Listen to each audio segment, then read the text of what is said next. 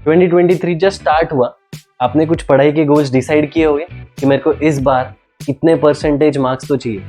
But क्या आपको ये मालूम है कि जो न्यू ईयर को गोल्स डिसाइड होते हैं 92% of it fail by 15 Jan. तो गोल सेटिंग क्या रहता है, सिर्फ गोल सेट करना काफ़ी है क्या, एंड उसका आगे फॉलोअप कैसे? Let's watch it in this video. My name is Rishikesh Ekbote and इस वीडियो में अपन डिस्कस करेंगे गोल्स क्या रहते हैं, क्या सिग्निफिकेंस है उसका एग्जाम रिलेटेड, एंड कैसे आप गोल अगर सेट करोगे प्रॉपरली तो इससे आपका एग्जाम में फायदा होगा। Let's discuss.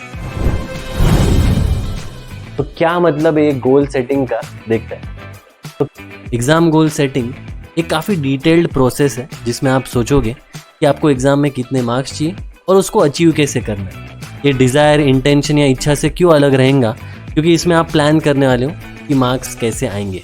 ओके, मुझे समझ गया गोल सेटिंग क्या रहता है और उसके क्या कुछ फायदे।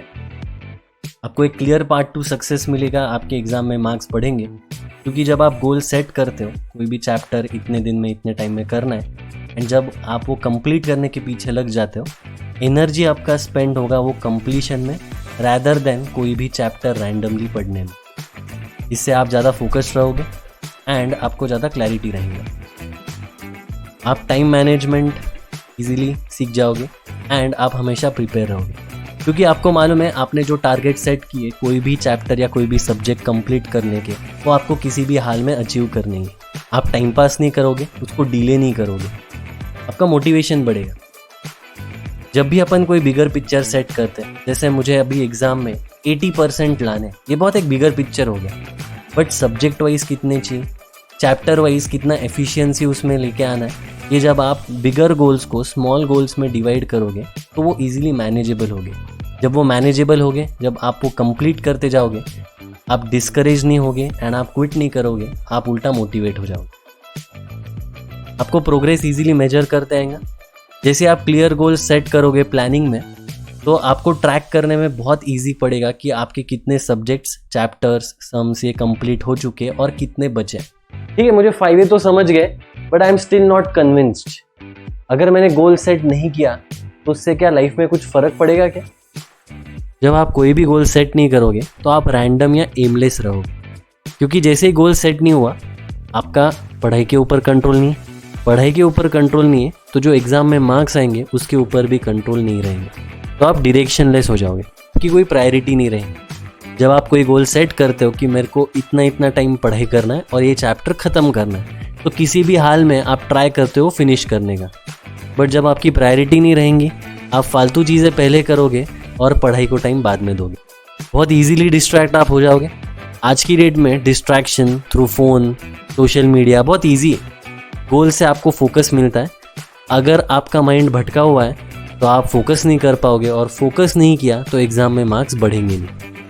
आप फ्रस्ट्रेट नहीं होगे फेलियर के साथ।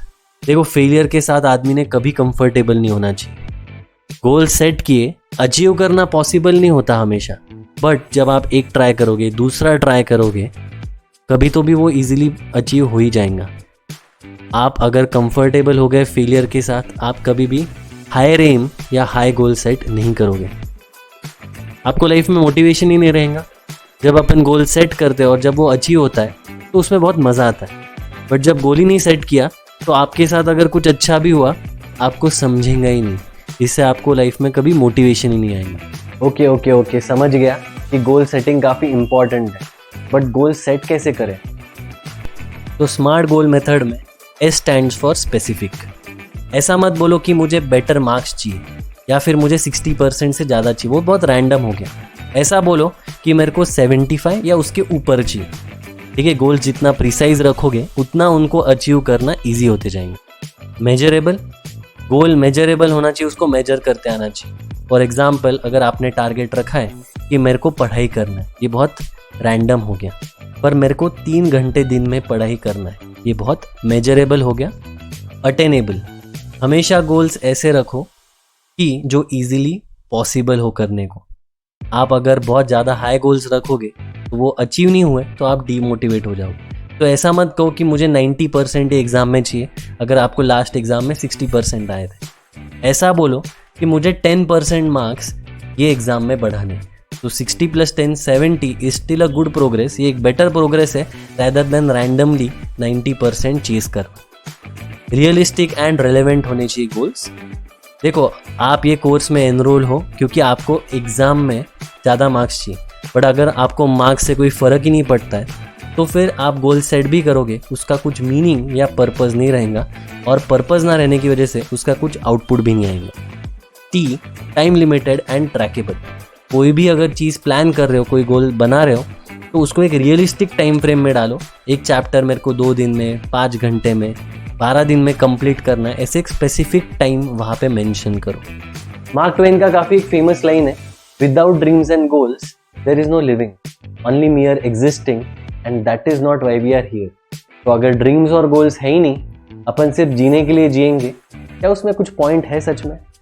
अगर आपको कुछ एक्स्ट्राऑर्डिनरी बनना है तो गोल सेट करो एंड वो प्लान के हिसाब से जाओ, बीट मार्क्स इन एग्जाम और be it doing a good career.